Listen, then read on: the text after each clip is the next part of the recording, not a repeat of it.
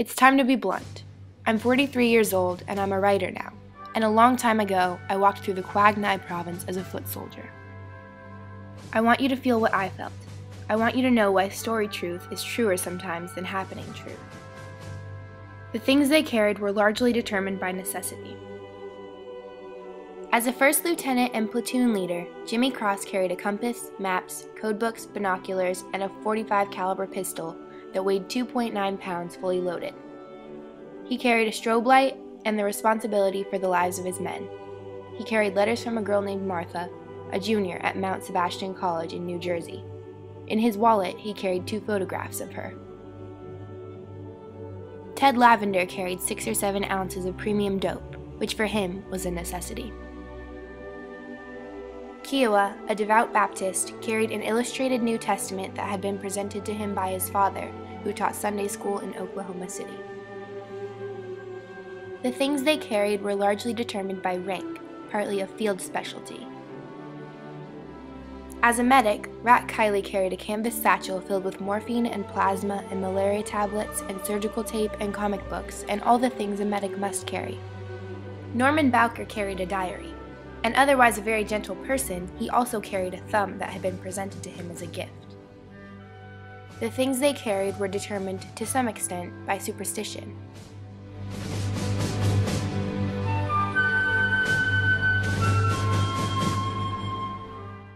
I remember opening up the letter, scanning the first few lines, feeling the blood go thick behind my eyes. I remember a sound in my head. It wasn't thinking, just a silent howl. A million things all at once. I was too good for this war, too smart, too compassionate, too everything. It was a mistake, a foul up in the paperwork. It was a kind of schizophrenia, a moral split. I couldn't make up my mind. I feared the war, yes, but I also feared exile. I was afraid of walking away from my own life, my friends and my family, my whole history, everything that mattered to me. I feared losing the respect of my parents. I feared the law. I feared ridicule and censure. My hometown was a conservative little spot on the prairie, a place where tradition counted. It was easy to imagine people sitting around a table at the old Gobbler Cafe on Main Street, coffee cups poised, the conversation slowly zeroing in on the young O'Brien kid, how the damn sissy had taken off for Canada. At night when I couldn't sleep, I'd sometimes carry on fierce arguments with those people. I'd be screaming at them, telling them how much I detested their blind, thoughtless, automatic acquiescence to it all, their simple-minded patriotism, their prideful ignorance, their love-it-or-leave-it platitudes, how they were sending me off to fight in a war they didn't understand and didn't want to understand. I held them responsible. At some point in mid-July, I began thinking seriously about Canada. The border lay a few hundred miles north, an 8-hour drive. Both my conscience and my instincts were telling me to make a break for it. Just take off and run like hell and never stop. It was mid-morning, I remember, and the house was empty. I scribbled out a short note to my parents, something vague.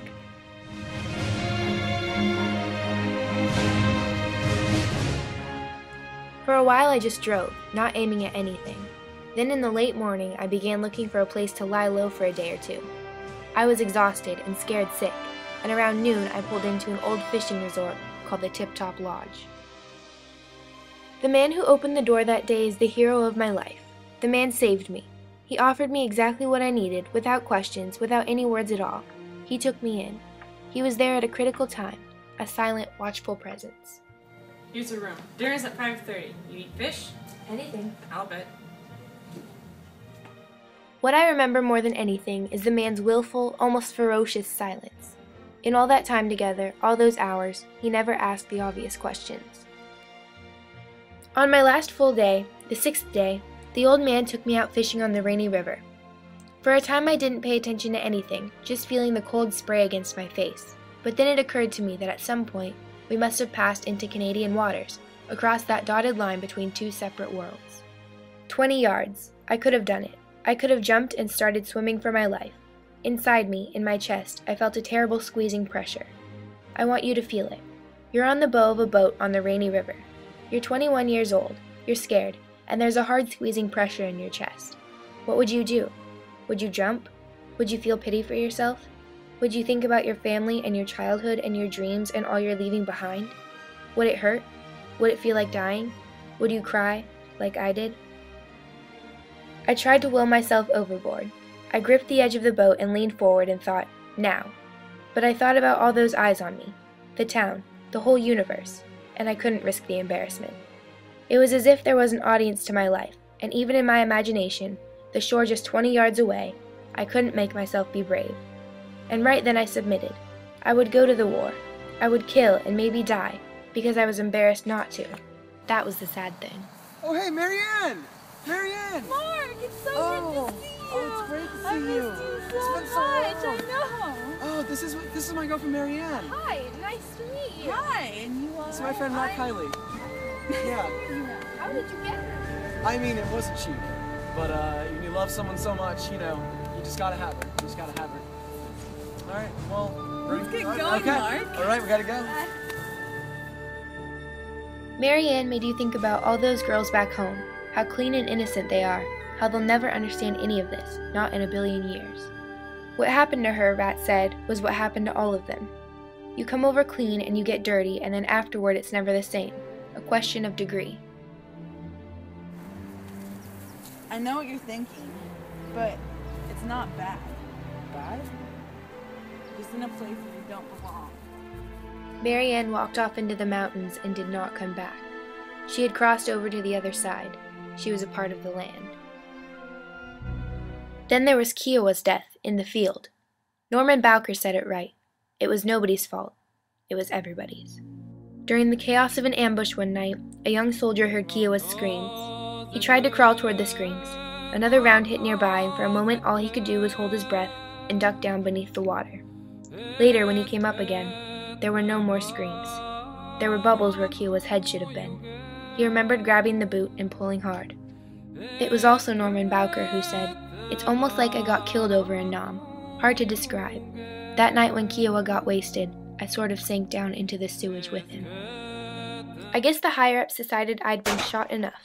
At the end of December, when I was released from the 91st Evac Hospital, they transferred me over to Headquarters Company S4, the battalion supply section. Compared with the boonies, it was cushy duty. I didn't complain. In an odd way, though, there were times when I missed the adventure, even the danger. In a way, I envied all of them. Their deep bush tans, the sores and blisters, the stories, the in-it-togetherness. I felt close to them, yes, but I also felt a new sense of separation. Once you leave the boonies, the whole comrade business gets turned around. You become a civilian. You forfeit membership of the family, the blood fraternity, and no matter how hard you try, you can't pretend to be a part of it. I look back at my childhood. I'm young and happy. I'll never die. I'm skimming across the surface of my own history, moving fast, riding the melt beneath the blades, doing loops and spins, and when I take a high leap into the dark and come down 30 years later, I realize I'm trying to save my own life with a story.